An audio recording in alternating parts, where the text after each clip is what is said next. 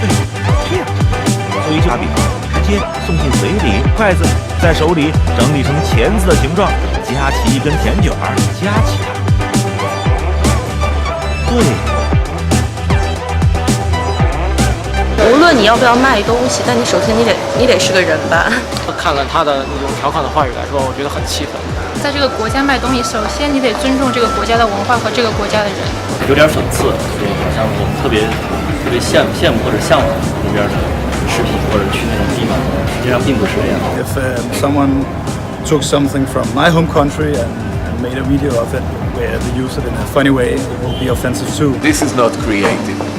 This is just they didn't do it properly. They should go back home, do the homework again, and bring a new job.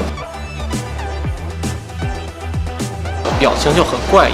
可能他用筷子的方式吧，感觉怪怪的。是我们在用刀叉的时候，其实是把它当做一个就是餐饮的一个工具，是正常使用的。但它这个带一丝就是戏谑的意味，会有觉得在故意揶揄这个筷子，侮辱整个中国的饮食文化，让人挺无法接受。I think the video is it really rude because I think we need respect everywhere, around the world. The people is not the same. I think it's better respect everybody. As a worldwide brand like Dolce&Gabbana, it's a wrong way to describe a market that you are trying to sell your products on. So it's kind of a weird way to do marketing, and I can't really relate to it. Yeah.